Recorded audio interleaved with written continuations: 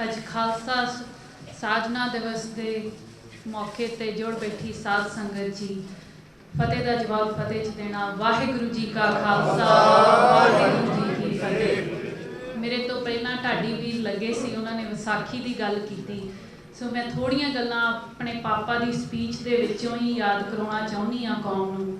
ਖਾਲਸਾ ਦੀ ਸਾਜਨਾ ਇੱਕ ਸਿਧਾਂਤ ਲਈ ਹੋਈ ਸੀ, ਇੱਕ ਫਲਸਫੇ ਲਈ ਹੋਈ ਸੀ। ਗੁਰੂ ਸਾਹਿਬ ਨੇ ਖਾਲਸੇ ਨੂੰ ਦੁਨੀਆ ਦੀ ਮਾਨਵਤਾ ਬਚਾਉਣ ਦੇ ਲਈ ਸਾਜਿਆ ਸੀ, ਦੁਨੀਆ ਦੇ ਮਨੁੱਖੀ ਹੱਕਾਂ ਦੀ ਰਾਖੀ ਕਰਨ ਦੇ ਲਈ ਸਾਜਿਆ ਸੀ। ਪਰ ਜੋ ਸਾਡੀ ਕੌਮ ਦੇ ਨਾਲ ਪੰਜਾਬ ਦੇ ਵਿੱਚ ਨਸਲਕੁਸ਼ੀ ਕੀਤੀ ਗਈ ਮੌਜੂਦਾ ਸਰਕਾਰ ਵੱਲੋਂ, ਉਹ ਨਸਲਕੁਸ਼ੀ ਸਹਿੰਦਿਆਂ ਹੋਇਆਂ, ਉਹਦੇ ਖਿਲਾਫ ਜੂਝਦਿਆਂ ਹੋਇਆਂ ਅੱਜ ਸਾਡੇ ਉੱਤੇ ਇੱਕ ਸਵਾਲ ਬਣ ਖੜਦਾ ਹੈ ਕਿ ਜੇ ਖਾਲਸਾ ਆਪਣੇ ਹੀ ਮਨੁੱਖੀ ਅਧਿਕਾਰ ਨਾ ਬਚਾ ਸਕਿਆ ਤਾਂ ਫਿਰ ਉਹ ਦੁਨੀਆ ਦੇ ਮਨੁੱਖੀ ਹੱਕਾਂ ਦੀ ਗੱਲ ਕਿੱਥੇ ਕਰੇਗਾ। ਸੋ ਅੱਜ ਨਾ ਸਿਰਫ ਤੁਸੀਂ ਮਨੁੱਖੀ ਹੱਕਾਂ ਦੀ ਗੱਲ ਕਰਨੀ ਹੈ, ਪਰ ਆਪਦੇ ਆਪ ਨੂੰ ਜਿਹੜਾ ਸਾਜਿਆ ਗਿਆ ਸੀਗਾ, ਜੋ ਖਾਲਸੇ ਦੀ ਡੈਫੀਨੇਸ਼ਨ ਗੁਰੂ ਸਾਹਿਬ ਨੇ ਦਿੱਤੀ ਸੀ, ਉਹਨੂੰ ਬਚਾਉਣ ਦੇ ਲਈ ਵੀ ਤੁਸੀਂ ਮਨੁੱਖੀ ਹੱਕਾਂ ਦੇ ਪਲੇਟਫਾਰਮ ਤੋਂ ਕਦੀ ਭੱਜ ਨਹੀਂ ਸਕਦੇ। ਜਸਵੰਤ ਸਿੰਘ ਖਾਲੜਾ ਦੇ ਹਿੱਸੇ ਇੱਕ ਕੌਮੀ ਲੜਾਈ ਦਾ ਹਿੱਸਾ ਆਇਆ ਸੀ। ਸਾਡੀ ਕੌਮ ਦਾ ਮਿਸ਼ਨ ਬਹੁਤ ਵੱਡਾ ਹੈ, ਉਸ ਮਿਸ਼ਨ ਦੇ ਵਿੱਚੋਂ ਇੱਕ ਛੋਟਾ ਜਿਹਾ ਹਿੱਸਾ ਉਹਨਾਂ ਦੇ ਹੱਥ ਆਇਆ ਸੀ, ਉਹ ਸੀ ਮਨੁੱਖੀ ਹੱਕਾਂ ਦਾ ਤੇ ਪੰਜਾਬ ਦੇ ਵਿੱਚ ਲਾਵਾਰਸ ਲਾਸ਼ਾਂ ਦੀ ਗੱਲ ਕਰਨ ਦਾ। ਉਹ ਲੜਾਈ ਜੋ ਜਸਵੰਤ ਸਿੰਘ ਖਾਲੜਾ ਸ਼ੁਰੂ ਕਰਕੇ ਗਏ ਸੀ, ਉਹਨਾਂ ਦੇ ਜਾਣ ਤੋਂ ਬਾਅਦ ਉਹ ਲੜਾਈ ਜਿਹੜੀ ਹੈ ਉਹ ਲੋਕ ਕਚਹਿਰੀਆਂ ਤੇ ਅਦਾਲਤੀ ਕਚਹਿਰੀਆਂ ਦੇ ਵਿੱਚ ਅੱਜ ਤੱਕ ਲੜੀ ਜਾ ਰਹੀ ਹੈ। ਉਸ ਲੜਾਈ ਦਾ ਇੱਕ ਫੇਜ਼ ਜੋ ਅੱਜ ਸਾਡੇ ਸਾਹਮਣੇ ਆਇਆ ਹੈ, ਜੋ ਸਾਨੂੰ ਲੱਗਦਾ ਸੀ ਕਿ ਪੰਜਾਬ ਦੇ ਵਿੱਚੋਂ ਤੇ ਹਿੰਦੁਸਤਾਨ ਦੀ ਧਰਤੀ ਦੇ ਵਿੱਚੋਂ ਜੋ ਸਿੱਖ ਮੁੱਦੇ ਨੇ, ਜੋ ਸਿੱਖਾਂ ਦੀ ਹੋਈ ਜੂਨ 1984 ਤੇ ਨਵੰਬਰ 1984 ਤੇ ਉਸ ਤੋਂ ਬਾਅਦ ਲਗਾਤਾਰ ਪੰਜਾਬ ਦੇ ਵਿੱਚ ਝੂਠੇ ਪੁਲਿਸ ਮੁਕਾਬਲਿਆਂ ਦੇ ਪੈਟਰਨ ਤੇ ਜੋ ਨਸਲਕੁਸ਼ੀ ਹੈ, ਉਹਦੀ ਗੱਲ ਅੱਜ ਪੰਜਾਬ ਦੇ ਸਿਆਸੀ ਜਿਹੜੇ ਸਰਕਲਸ ਆ ਉਹਦੇ ਚੋਂ ਪੂਰੀ ਸੋਚੀ ਸਮਝੀ ਸਾਜ਼ਿਸ਼ ਦੇ ਨਾਲ ਖਤਮ ਕੀਤੀ ਜਾ ਰਹੀ ਸੀ। ਤੇ ਸੱਚ ਜਾਣਿਓ, ਜੋ ਅੱਜ ਹਿੰਦੁਸਤਾਨ ਦਾ ਅੱਜ ਦੀ ਡੇਟ ਦੇ ਵਿੱਚ ਸੀਨ ਹੈ, ਉਹਦੇ ਵਿੱਚ ਇਹ ਲੱਗ ਰਿਹਾ ਹੈ ਕਿ ਜੇ ਇਹ ਮੁੱਦਾ ਇਸ ਵਾਰ ਨਾ ਉੱਭਰਿਆ ਤਾਂ ਫਿਰ ਜਿਹੜਾ ਪੰਜਾਬ ਦੇ ਵਿੱਚ ਸਿੱਖਾਂ ਦੀ ਕੋਈ ਵੀ ਜਿਹੜੀ ਮੁੱਦੇ ਦੀ ਗੱਲ ਹੈ ਉਹ ਅੱਜ ਤੋਂ ਬਾਅਦ ਅਸੀਂ ਨਹੀਂ ਕਰ ਸਕਾਂਗੇ, ਅਸੀਂ ਨਹੀਂ ਉਠਾ ਸਕਾਂਗੇ। ਸੋ ਵਿਸਾਖੀ ਸਿਰਫ ਤੇ ਸਿਰਫ ਖਾਲਸਾ ਸਾਜਨਾ ਦਿਵਸ ਦੇ ਨਾਲ ਨਹੀਂ, ਵਿਸਾਖੀ 1919 ਦੇ ਵਿੱਚ ਵੀ ਜਿਹੜੀ ਜਲਿਆਂਵਾਲੇ ਬਾਗ ਦਾ ਦਿਨ ਹੈ ਉਹ ਵੀ ਵਿਸਾਖੀ ਵਾਲੇ ਦਿਨ ਹੀ ਸੀ, ਤੇ ਸਨ 1978 ਵੀ ਜਿਹੜਾ ਆ ਉਹ ਵੀ ਵਿਸਾਖੀ ਵਾਲੇ ਦਿਨ ਹੀ ਸਾਡੀ ਕੌਮ ਨੇ ਆਪਣੇ ਪਿੰਡੇ ਤੇ ਹੰਢਾਇਆ ਹੈ।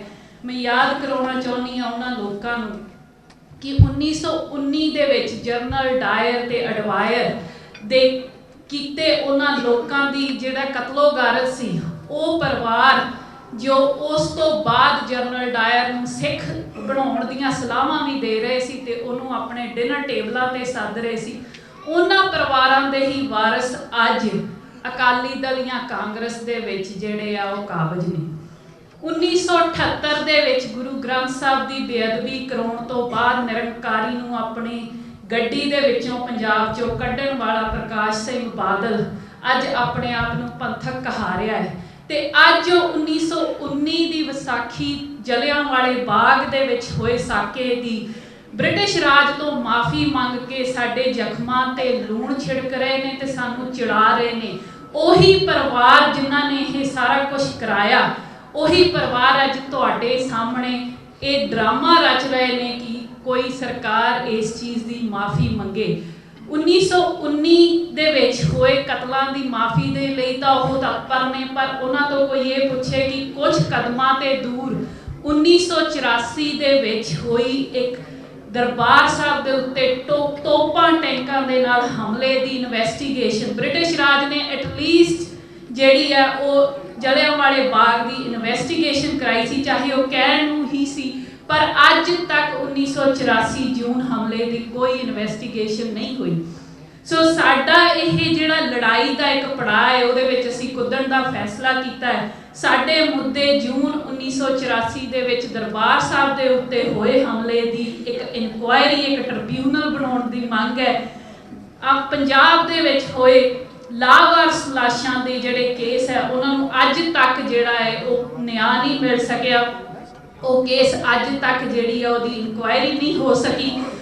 ਜਿਹੜਾ ਇੱਕ ਇੰਡੀਪੈਂਡੈਂਟ ਪ੍ਰਾਈਵੇਟ ਕਮਿਸ਼ਨ ਬਣਿਆ ਸੀ ਉਸ ਪ੍ਰਕਾਸ਼ ਸਿੰਘ ਬਾਦਲ ਹੋਰਾਂ ਦੀ ਸਰਕਾਰ ਨੇ 1998 ਦੇ ਵਿੱਚ ਉਹ ਕਮਿਸ਼ਨ ਵੀ ਬੰਦ ਕਰ ਦਿੱਤਾ ਸੀ। ਸੋ ਅੱਜ ਇਹ ਲੜਾਈ ਜੋ ਹੈ ਉਹ ਸਾਡੀ ਇਕੱਲਿਆਂ ਦੀ ਲੜਾਈ ਨਹੀਂ, ਇੱਕ ਕੌਮ ਦੀ ਲੜਾਈ ਹੈ, ਇੱਕ ਪੰਥ ਦੀ ਲੜਾਈ ਹੈ। ਰਾਤ ਨੂੰ ਹੀ ਖਬਰ ਆਈ ਹੈ ਕਿ ਟਕਸਾਲੀ ਅਕਾਲੀ ਦਲ ਨੇ ਆਪਣਾ ਕੈਂਡੀਡੇਟ ਵਾਪਸ ਲੈ ਲਿਆ ਹੈ। ਹੁਣ ਇਹ ਕਲੀਅਰ ਕੱਟ ਜਿਹੜਾ ਹੈ ਇਹ ਫੈਸਲਾ ਅੱਜ ਕੌਮ ਨੇ ਕਰਨਾ ਹੈ ਕਿ ਅਸੀਂ ਉਹਨਾਂ ਲੋਕਾਂ ਨਾਲ ਜਾ ਕੇ ਖੜਨਾ ਹੈ ਜਿਨ੍ਹਾਂ ਲੋਕਾਂ ਨੇ ਸਾਡੀਆਂ ਲਾਸ਼ਾਂ ਤੇ ਸਦੀਆਂ ਤੋਂ ਜਿਹੜੀ ਆ ਉਹ ਸਿਆਸਤ ਕੀਤੀ ਹੈ, ਸਾਡੇ ਸਿਵਿਆਂ ਤੇ ਜਿਹੜੀਆਂ ਆ ਉਹ ਆਪਣੀਆਂ ਸਿਆਸੀ ਰੋਟੀਆਂ ਸੇਕੀਆਂ ਹੈ। ਤੇ ਇਹ ਫੈਸਲਾ ਕੌਮ ਦਾ ਹੈ, ਇਹ ਫੈਸਲਾ ਖਡੂਰ ਸਾਹਿਬ ਦੇ ਲੋਕਾਂ ਨੇ ਆਪ ਕਰਨਾ ਹੈ।